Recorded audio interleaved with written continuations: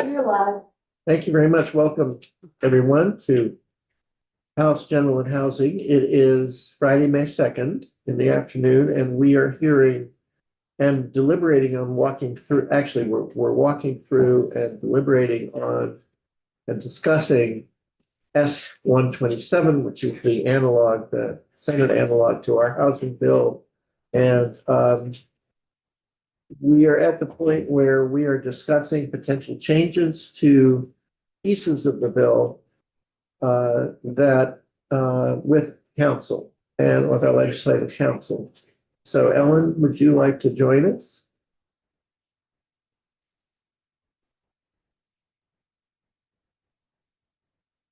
Tchaikovsky, Office of Legislative Counsel. Thank you, Ellen. Welcome. Hello. Happy Friday. Happy Friday, really. Have you had an opportunity to see and review an email from, or a memo from us? Yes. Cameron, why don't you, I don't know that this has to happen sequentially. Well, he needs to go get some water. Yeah. I do have to some water. We are too familiar with each other at this point. Hey, Cameron. Yes, ma'am. Absolutely. Everybody else? Sorry. I don't know. What's it gonna be like a week from now?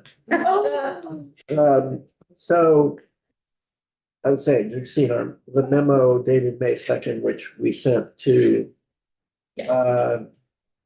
and CC'd you, or sent to you, Paul. What is our hope is we met with John this morning and he's off drafting. And our hope is to have a coherent bill to vote out today. And the reason is that one of the major scheduling reasons is it has to go to Ways and Means. They're very constrained. They have time on Tuesday. And so what we're hoping to do is to get it to the clerk late this afternoon or whenever and send it so that it can be referred to Ways and Means. So a couple of the things in here implicate you. And they're the ones that are related, I guess, to tier 2. Oh, thank you. So I just wanted to ask you, should we go over them? Or do you feel like, yeah, you get what we're trying to do and can just draft, or how do you? Yeah, I think the language was clear. I can tell you one issue that's kind of hanging out there, and ask if you have any. There are other areas here where we just have plenty, we really didn't know what to do and had questions, but these two, there are no questions in here, but in fact, a question has arisen, which I'm just curious. I haven't discussed it with anyone here. It came to us from another legislator.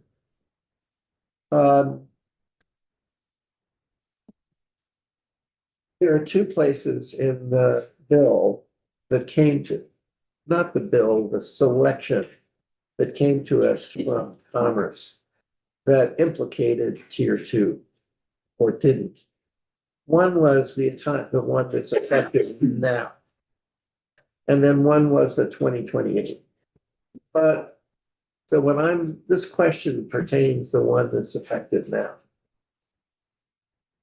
As you could see from the language, our thought was it shouldn't just be tier 1A, 1B, and related areas. If there's an area that is so, is close to tier 1, and the only thing that's keeping it out of tier 1 is that it doesn't have sewer and water. And it was kind of a bootstrapping to it. And if the finance is for such infrastructure such that it would be eligible for tier 1, well, then it should be in now. And because that's the point of the financing.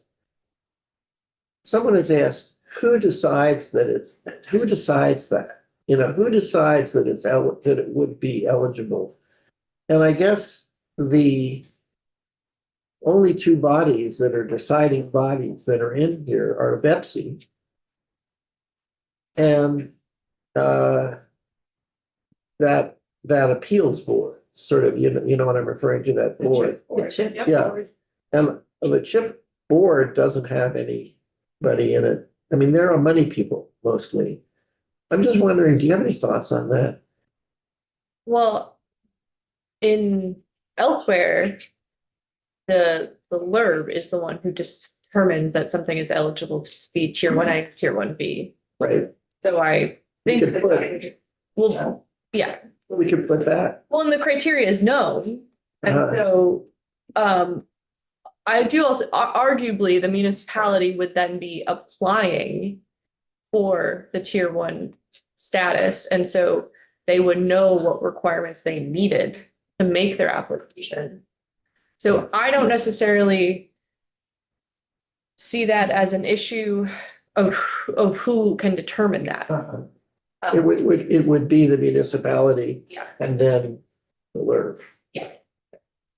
I think other questions that could be raised by that are you then obligating the town to make that application and apply for the tier?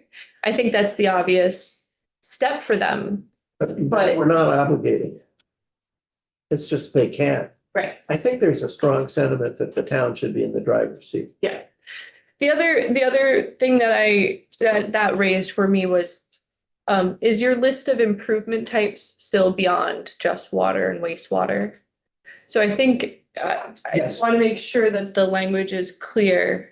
And I think there's an argument that it is about the but for, so it's not like someone can be adding a playground Right. and they think that would Or get. sidewalks or other stuff. So it might be important to say something like, would be eligible. But I think that If that's. if the improvements contemplated with the sewer, water and other utility improvements contemplated, or something like that. Yeah. That was the only question. I have a question. Yes. Flag. So on the top of page 9 in the highlighted language, I'm sorry, I haven't been following closely. That is top It's 5.9 in the language that was given to us. in in 5.2. Draft 5.2, Yeah, okay? it's Page the 9, this is the location, so still on all my tier stuff. yeah, So is this highlighted language or the language at the top of page 9 in draft 5.2 is highlighted? yeah, I did just want to flag, I don't know, did your committee add this or was this Commerce? it was coming. Oh, okay. I wanted to flag because I just saw this. This is talking about there's no location requirement if the development has its Act 250 permit secured at the time of application. So, if then what the CHIP funding would be used for would be changing the project in any way, like for wastewater infrastructure, water supply infrastructure, they may then need to get a permit amendment to change their permit. So I'm not sure if it needs to be clarified because it does say all the permits have been secured at the time of application. Perhaps that's clear enough, but it does seem like potentially then they would need to go back and get a permit amendment if the project is going to be changing based on whatever is going to be occurring from I the see. infrastructure funding. So I always thought this was a little weird stuck here the way it was, as opposed to that it wasn't Down in the like list. 3 on the Yeah. list. And maybe that might be clear anyway. But let's say we wanted to clarify it. Go ahead, you have a question. I do have a question. Yes. And please bear with me, because I feel like I've asked this before, so if I'm just repeating myself and I still having a hard time understanding, will you let me know? A concern that I have is the developer is not going to get all of their permits before an application is approved. And I just have concerns about that, and for some reason, like, I think we had talked about maybe in like maybe getting a letter from the RPC that it is consistent with future land use. I just like, I want to make sure that we take that into consideration specifically with this portion. Like, I think developers are gonna have a hard time trying to make sure that all of their permits are passed before an application is approved. Does that make sense? I thought they had to do, I thought that was a At requirement. Act 250, they do. Right, we're talking about two different applications. Okay. Yeah, for the Act 250 application process, having your permits is a requirement of that, but you're talking about the application for the funding under this program. Yeah. Right. Yeah. So that kind of relates to what I'm raising of like, is there a practical issue? Because wouldn't the developer be wanting to take into consideration what's happening here? And so that might prevent them from having their application or Yeah. require them to be changing their application. And I do think that's more of like a practical policy problem than like a drafting. Well, here's. I'm gonna take a stab at this. I think this little added stuff. It's kind of it was first of all, I don't like the way it's stuck there instead of it's a third thing, because it's not very clear, but. I think it was just basically saying, oh, no matter where you are, if you have an Act 250 permit, yeah, you can go ahead. That's what I think it's not particularly generous to the development community. I mean, that's why I wanted to go on the way we did and Okay. discuss other things. It's, I think hey, you're gonna get a project, if you have a project that's gonna be eligible with this, with the, Okay. is better than this. But this is just a little nod saying, oh, by the way, if you already have your Act 250 permit, yes, you can go away. She's raising a kind of interesting little twist on that. She's saying, well, they may already have an Act 250 permit, but they might, if they go through this process and they get sewer and water, they might have to amend the permit some way. And I guess my feeling is, well, okay, they will. Mhm. And I don't know that we have to deal with that. I think that, It's just not Okay. it's just not a very broad, I don't know who the hell would do this, so, but. In other words, I don't know who would go through all the trouble of going all the way to an Act 250 permit. When unless they did, and not have secured their Pepsi permit, I don't think so, but. Let me ask you another question. I don't know how this works. Under Act 250. I mean, wouldn't the order normally be, if I'm a developer and I want infrastructure help? It would be classic for what's going on in Chester. I want infrastructure help. I would get my Pepsi permit. And then I'd go get my Act 250 permit if I needed it, right? Yeah, that seems, Yeah. Yeah. And there's nothing in this that says, I hope, there's nothing that says you can't have your Pepsi permit without your Act 250 permit, is there? no. I mean, that would really do it, wouldn't it? That would do everything that people accuse government of doing all the time. Okay, all right. I think this is clear to us. Is it clear to you? Can you use your time best now by just going and I think as you know, Cameron's in charge of the final thing. So can you just give him language to dump in? And then we will have something hopefully this afternoon that we can vote on. Thank you. Cameron, you want to come up?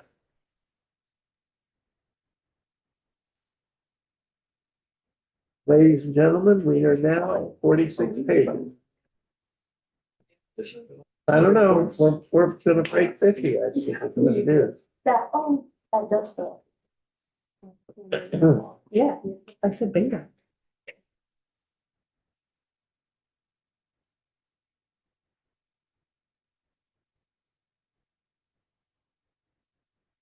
The link is in your calendar. Thank you. If you all will bear with me for a moment.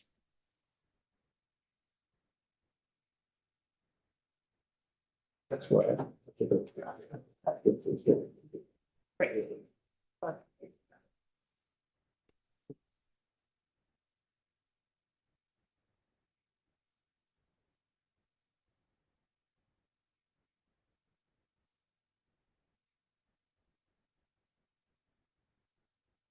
Golly. I talked to the chair of, judiciary. They're gonna wanna walk by 125. And I said that you would reach out, they're thinking Tuesday. They were going to reach out to some of the witnesses that we had, take some witnesses. And I said you would work out with them. I think it would be good for us to know, so we don't have to be there.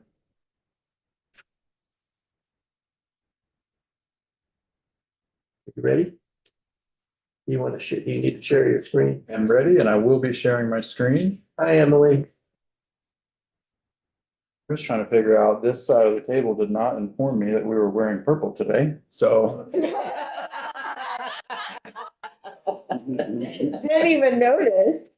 Let me check. Hello. I don't know. I don't know whether it's your personality or your southern roots that causes you to violate what I've heard in this building. Which is that men, what I heard yesterday, not only do men not notice what people are wearing, but they don't notice anything.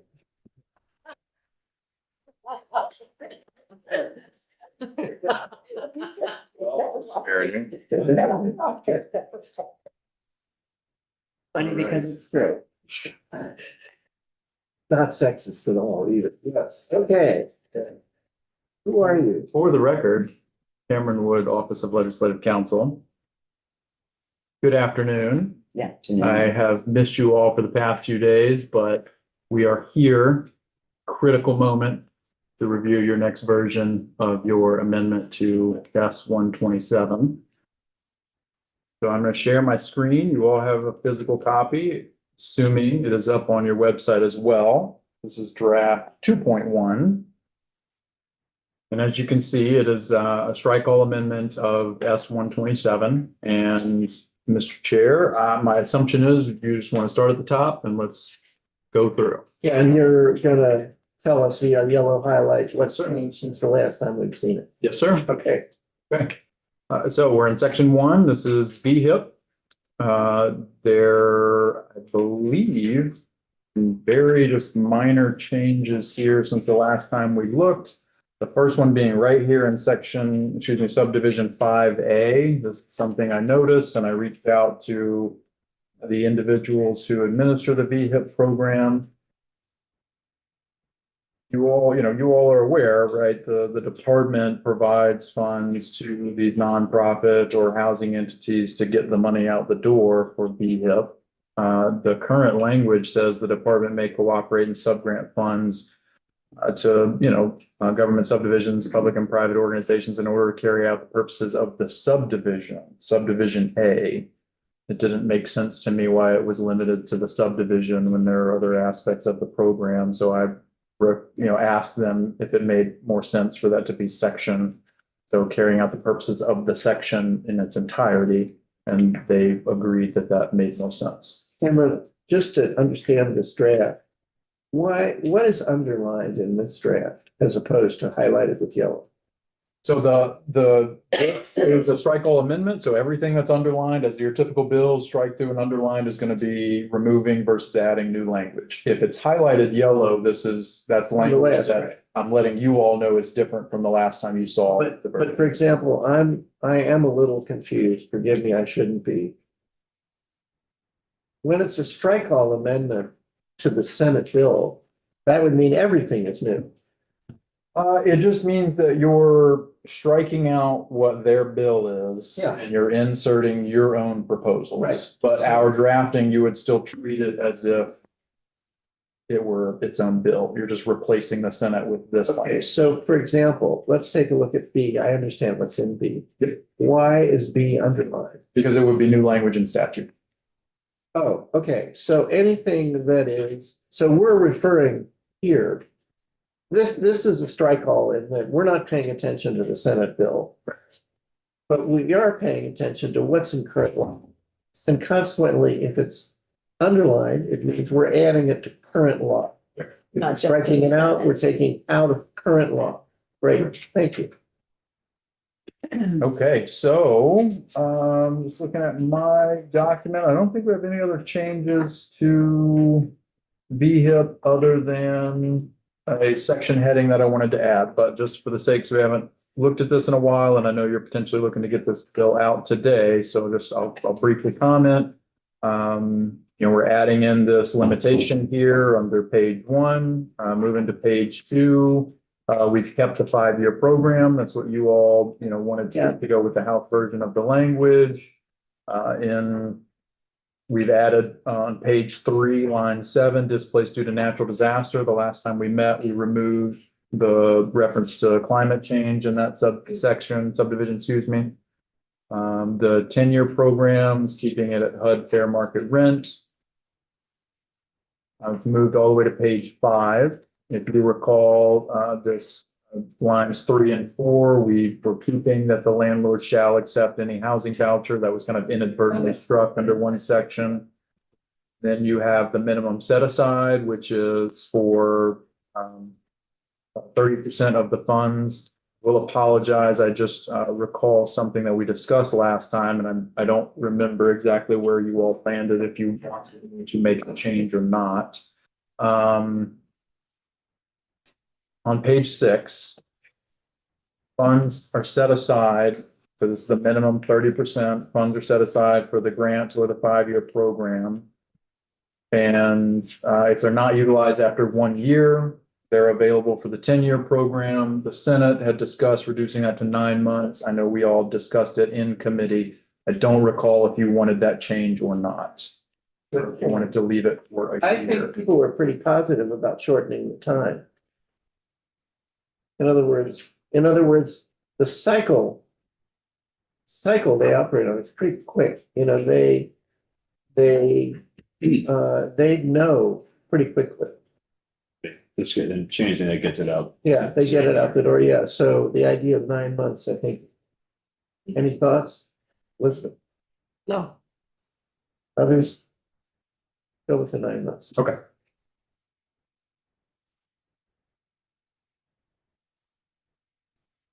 Okay.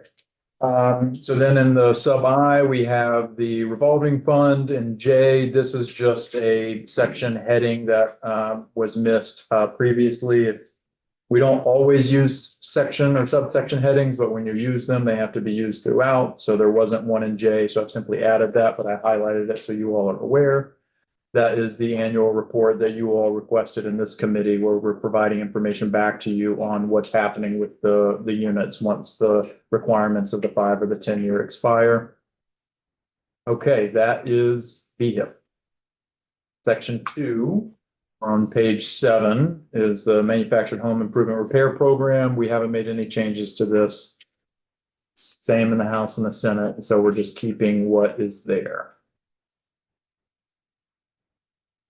So we're on page 9, which is section 3, the Vermont Infrastructure Sustainability Fund. I have made a change since the last time we talked, but just, for purposes of the section, you all know this is creating a sustainability fund within the Vermont Bond Bank. They will be able to provide low interest loans or purchase bonds from municipalities. I see a little typo there on page 10 I need to fix. So the program shall provide low interest loans or purchase bonds from municipalities. And then I'm getting to the application criteria on page 11. This is the first change that we have since the last time we talked. So in addition to criteria developed by the program, projects have to be evaluated using the following. This was in the sub 6. Remember, we broke out on line 7 and 8. You broke out the proximity to the designated area. And then there was the question about the community index.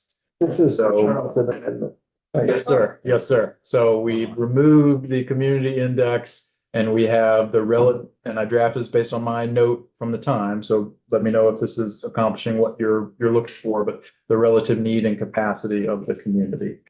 That it's giving them the kind of discretion of little discretion of that, but requiring them to at least take that into consideration when they're doing the application criteria. Okay, the next change under the bond bank infectious sustainability fund is there on page 12, where if you recall, Michael Gahn and the bond bank wanted some flexibility to be able to use the funds in kind of conjunction with other programs that they have, since it's not a lot of money. And so I drafted this, and Michael Gahn has reviewed it and said he was okay with it, but this is under the revolving fund. It says that the bank may use the funds in conjunction with other bank programs to accomplish the policy objectives outlined in this section. Now, we'll comment that the bond bank is required to do some pretty extensive auditing and reporting annually. So you would get information on the use of the funds. If they were to use it in conjunction with some other program, they would have to account for that in their reporting, et cetera, and you would get that information. Okay. We have section 4, the Vermont, the rental housing revolving loan program. If you all recall, this was not in your bill as it came out, but this was language in the BAA. It was in the Senate version. You asked me to incorporate it. This was in the last time we walked through this, but for the annual rental increases for units that are brought online using the rental housing revolving loan fund, they're capped at 3%. VHFA is asking to add or an amount otherwise approved by the agency. So that has remained the same since the last time we looked at it. Now we're moving into section 5, which is Universal Design Study Committee on page 13. No question.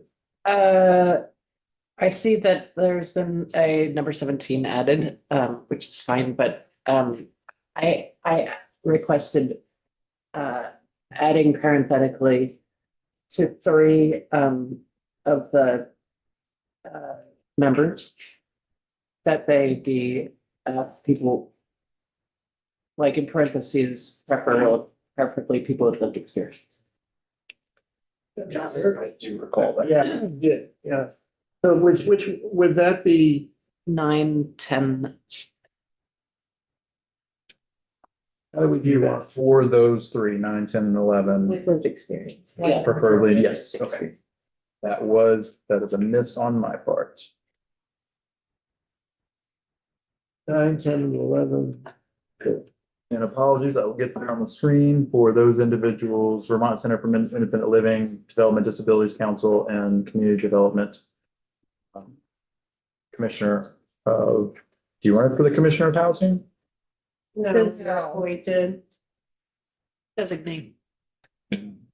So should it say one member with lived experience designated by the commissioner? Saying, No, you said. Sorry. 9, 10, and 11. I- you wanted I have, to be lived experience? I think she means 9 and 10. 9 and 10. DCIL, there was another one, hold on. Safety. Hold on.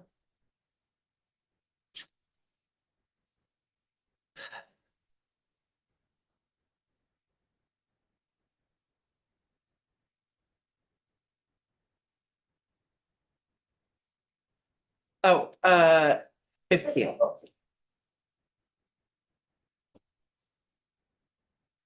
Dale, the Dale rep. Yeah.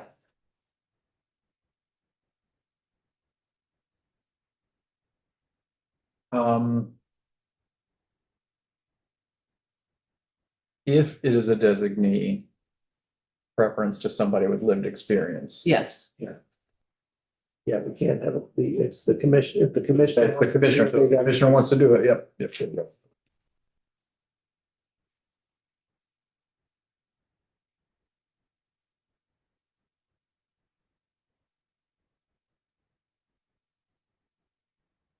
Okay, I can add those, that is easy, or I should say quick. as was mentioned, the only change in this, at this point in the membership was adding one member appointed by the Associated General Contractors of Vermont. I'll highlight that was not in your original committee as it came out here and was in the House version. It may have been in the bill. Was it in the House version? No, that's what I'm saying. This was a House committee. This was your committee that was in your bill. 479, as it came out, did not include someone from Associated General Contractors of Vermont. The bill as introduced may have, I didn't, because this was a standalone bill. I didn't go back and double check that. I did go back and look at 479. It would be adding it. That's fine. I'm not Well, objecting to it. actually, I do remember we cut the number of Yeah. we did. members way back, and I think Elizabeth had really, I think this is your call. Sorry, I think I wanted to make sure we added this to the Senate report, or this, am I? The House committee is looking at universal design and Yes. residential building codes. Correct. The Senate committee that was in their bill is related to a state plan for housing of those with developmental disabilities. So you would think you would have a contractor on the universal design and building codes. I think so, but you all can Oh, so you. add it to one or the other. Well, So it's not, I think, this is not building codes, though. Universal design. Yeah. Okay, I when was, we discussed it.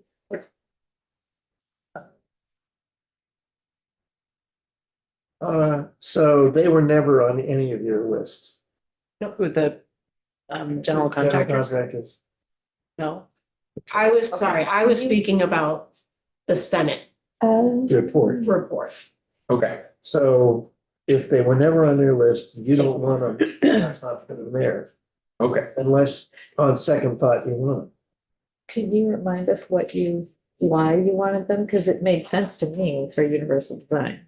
Your point was that. Yeah, they're- so the point was that the builders, while they do great work, and I'm not saying that they don't, is that they build, they're more apt to do single family homes, whereas You mean the the contractors are more involved with mixed use units, large capacity units, which I think when we're talking about housing and what we need, if we need both voices. Yeah, just leave it in. Hey, remember, you were concerned, I'm fine with leaving it in. Just gonna say this, you were concerned on second thought. Our original draft had a lot of people on the committee. We all did, and you undertook it to narrow it with the idea, well, we could have people for witnesses or whatever we want. So you want these people, if you would like AJC on the committee, that's fine, you do. Okay. I think what you now, okay, so we're leaving it in. I think that what is, when we get to the Housing and Residential Services Yes. Planning Committee, we'll discuss it again. Yes. Okay, Originally I had, Okay. but I cut some people, some members out. okay. Page 15 of 2.1, so we have this one member appointed by Associated General Contractors of Vermont. That being added. And then the next change is regarding the per diems. I made some slight adjustments to fix some language in working with JFO. So page 16, the compensation and reimbursement for attendance at meetings. Legislative members are eligible for per diem for monies appropriated by the General Assembly. My understanding is JFO has money set aside for those purposes and they have provided those funds. And then number 2, members who are not otherwise compensated shall be entitled to per diems. These payments shall be made from appropriations to the Department of Housing and Community Development. And then per diems for the cost of attending meetings for those individuals shall only be available in the event an appropriation is made to DHCD for that purpose. One of the things we've discussed is that H is standard language which appropriations puts in. And we want to see it later too. It is added. Okay, great. Okay. So we're in the Housing and Residential Services Planning Committee, and I think that's the only change here. But I will pause at the membership to confirm you would like Associated General Contractors added to this list of individuals as well. Yes, that's what I had originally, Okay. I hope, I'm sorry. Okay. Sorry for my confusion. It's okay.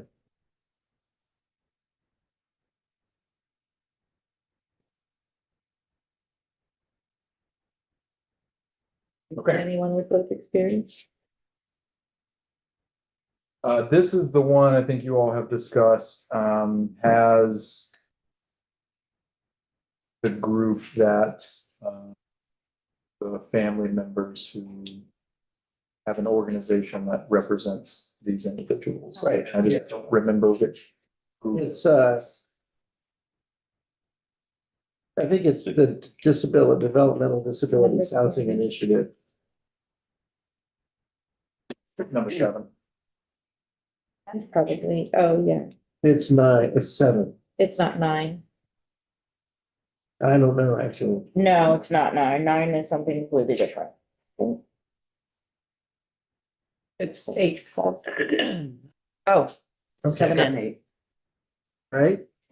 So on page 20, all the way down to the bottom of that committee, so we've added a similar G and H. If you recall, the Senate version didn't say anything about per diems, it was just entirely silent. And so to add the same language that you have for the Universal Design Study Committee, so it's the exact same language. Okay. The bottom of page 20, moving to the top of page 21, so we've done a little bit of reorganization because there were certain aspects that appeared to go together and I wanted to do reorganize. So this is kind of different. Some of these sections were split differently in your original House bill, but for the next few sections are the CAMA system that you all have for providing that information to the tax department. The repeal of the landlord certificate that was done last year. And then for section 9 on page 22, adding the landlord certificate back in with some slight tweaks to what was passed last year. But other than that, I haven't made any language changes there. Then on the bottom of page 22, top of 24, you have the land bank report. Haven't made any changes there. I will comment for your awareness. The Department of Housing and Community Development testified in the Senate about extending that report date out. Which they have asked for an amendment to their section, so I'm just letting you all know. This is where, The land bank report on the bottom of page 23 and the top of page 24. You all have the report on or before November 1, 2025.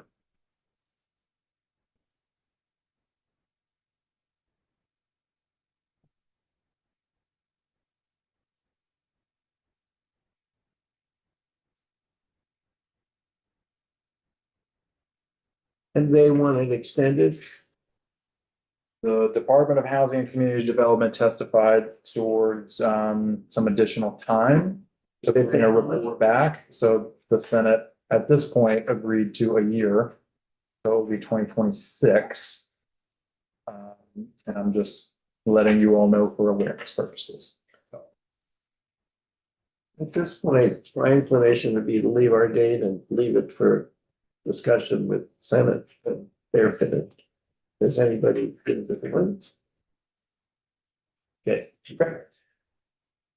So here on line 12, on page 24, I've just highlighted the section heading here, the reader assistance heading. I didn't want to highlight the entire language. Yeah. But this is where I have added in the amendment that we've been reviewing to 169. It's the same language that we reviewed last time we were together on that topic. I even left the highlighted language in case you wanted some, recollection of what the discussion points were. So this is new section 11, residential rental application. In order to conduct the background of the credit check, landlord shall accept one of the following: the government issued identification, individual taxpayer identification number, social security number. And the application has to inform the individual. Yes. But does the item need to be capitalized? Our editing team did not capitalize it, so I will ask them and double check.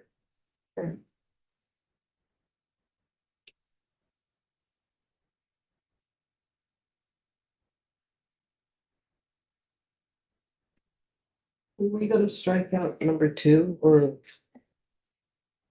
I know it was discussed. I can't It was remember. just discussed, but I don't think we decided to do that. Okay. Yeah, so currently number 2, the rental application has to inform the applicant of that information. And then the remainder here, section 12, the definition of harassment remains the same, 13 remains the same, 14. Adding citizenship and immigration status into all the subdivisions under the Fair Housing Act, going all the way down to page 30. Is where you get to the subsection D and the subsection E, where we have, if required by federal law, verification of immigration status or differential treatment shall not constitute a violation, and then the section related to the lending. Allowing them to take in to consideration immigration status for a credit applicant regarding the lender's rights and benefits.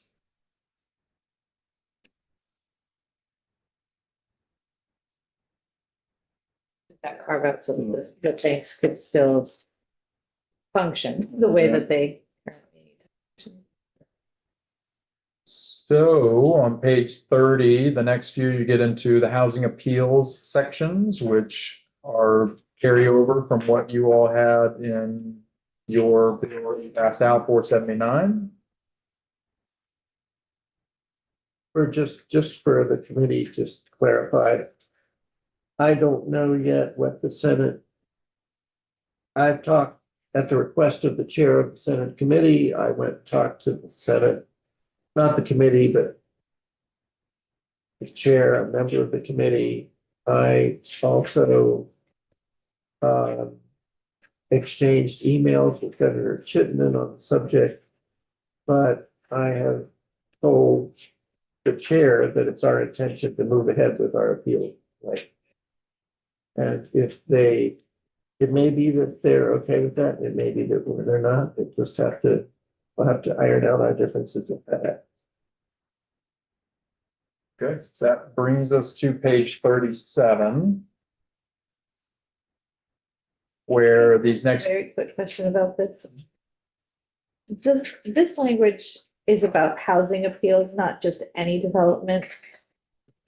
that's my understanding, that would be Ellen's area, so, Okay. but yes. Mark, It's an appeal of a local housing permit. Got it. Mark, Yes, yeah, and I just wanted to say once more on record that I do understand that there could be differences moving forward, but I appreciate our committee and our intent, and this was a very important piece to some folks on the committee, and I am happy that we have this, and I am proud to talk about this in my community and that it's in our bill with the understanding that things may change moving forward. So I appreciate this piece. Thank you. okay, Page 37, the next 2 sections are highlighted simply because they were not in your last version. These are the development soils piece. So the language hasn't changed from what came to you from the Senate version, but just inserted it since our last review, draft 1.1, so it's highlighted here. Other than that, language hasn't changed. my strong impression is that, I mean, I provided that language to the committee, the environment committee. The environmental committee took testimony, and I've been informed by the environment committee that they're fine with that language. I hope I'm right. I know I'm right that they informed me they are. I hope I'm right that the language that they said was the language that's here. Okay, so that's page 37 and 38, section 21, it's the report on the development soils, then you get to section 22. Moving through page 40, section 23 is the process improvement report that you all requested, and page 41, section 24 is the funds that were appropriated in fiscal year 2024 going to the environmental contingency fund. And that is where we get to the bottom of 41, tax increment financing, where I've simply reserved 2 sections So we will insert the project-based TIF language whenever you all have final draft approved of that. It will be edited and then inserted here. So we may need to change a little bit of section numbers under it depending on the sections we have, but it was originally 2 sections. So I just had 2 sections there highlighting for you all. That's where it will go. Does it matter if it's chip language and not TIF language? It's all the same. That's just the financing sector. And then the next 2 sections, you have the smoke and carbon monoxide alarms. You all recall there's some more technical amendments that was in the Senate version. A lot of language there, taking up a few pages, but relatively straightforward in what the change is. We get to page 45. You have the VHFA offsite construction report, which if you all recall, we made the change there on line 6 and 7 saying provided there are sufficient resources, VHFA shall issue this report by the December 15, 2026. On page 46, you have the effective dates. And what I have at this point is you have the rental revolving loan program for VHFA going into effect on passage. That was in the BAA. And then you have the universal design. Ability to go above The 3%. Yes, sir. You have the Universal Design Study Committee going into effect on passage because I believe that the first meeting of that was expected to be in June. Wanted to get that work started as quickly as possible. And then you have the repeal of the landlord certificate going into effect on passage because the new language that you all drafted goes into effect July 1. So that needs to be repealed before July 1 because that and goes into effect July 1. we'll see, but I think subject to Ellen's work. One section of section 29A, currently numbered. Yep. The very end of the CHIPS section doesn't go into effect until January 1, 2028. Okay. So we may need to tweak that a little bit, but yeah. Yeah, which is, it's actually important. Yep. And that is the current draft.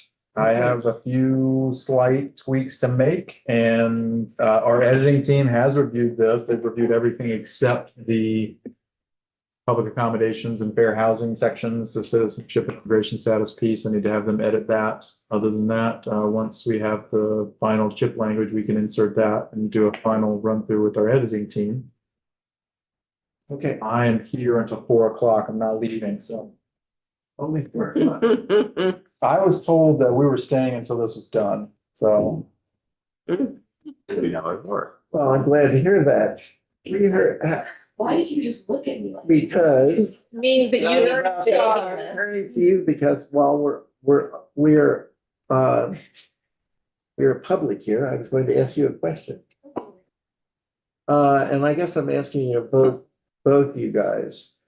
How do we determine when we come back? I mean, there's no sense in our sitting around right now while we're waiting for a revised draft. I think yours could be ready in a matter of very quickly. How do we find out what John's trajectory and what Ellen's trajectory is? What's the best way to do I can just. Ellen asked them. Probably would just you- ask them. it? Okay, You're a genius. yeah. I Emily, know. we need you. You can set a dedicated time if you want to come back at 2:30 and it could be a come back and it's either you're ready or come back again, you know. Why don't we say we're coming back at Just like 2:30? floor. Okay. We'll put We'll, up a little we'll sign. come back at 2:30 and hopefully at that time have a further draft. And if we're not, All right.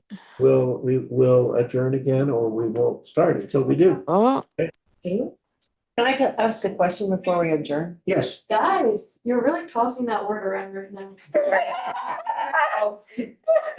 Yeah. How can I find out how much the TIF and CHIP programs will actually cost?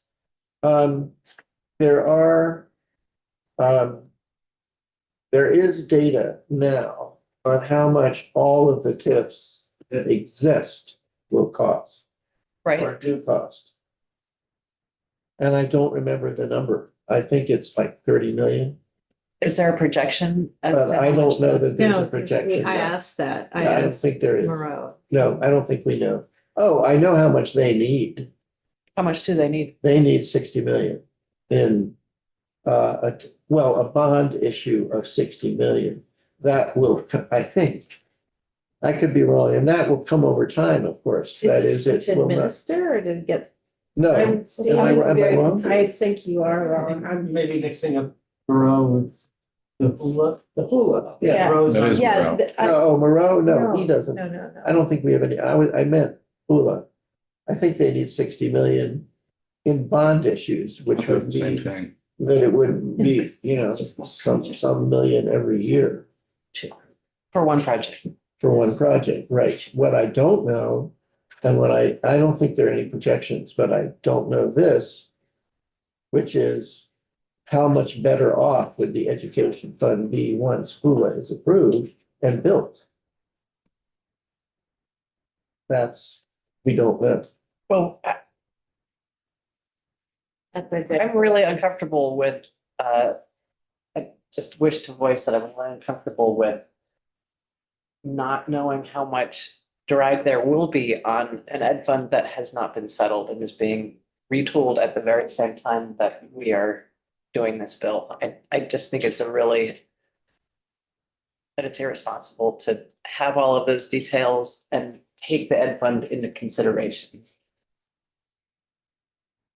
What I've heard, which is, what I've heard is that, well, first of all, my impression from the debate and discussion over the House Education Fund is that people would like to bend the cost curve, but they don't see any major reduction in costs. So that means that I think the property tax revenues will be very similar to those revenues today. They won't be substantially less. We just don't know exactly how much, but in terms of order of magnitude, they'll be what they are. I don't think they'll be a lot less. But you don't, I mean. The fact that we don't know how much this costs. And we also don't know whether it will be less is,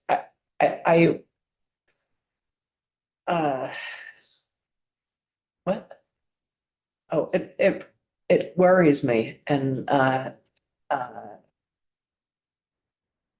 it also worries me that I'm the only one who seems to be concerned about it because it is like, if any of those calculations are off, it could be a real strain on rural communities. And it worries me. It really worries me. I just want to I voice understand that. Well, we can discuss that as a matter of committee discussion, but I think we can did you have something before we let Yeah. Cameron go? Oh, sorry, you can go, Cam. I want to let him draft. So I'm just going down. And there is a fiscal note for S-127.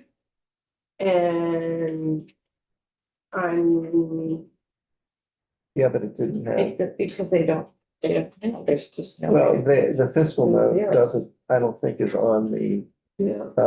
it's not on the part, it was 127 without the whole tax increment.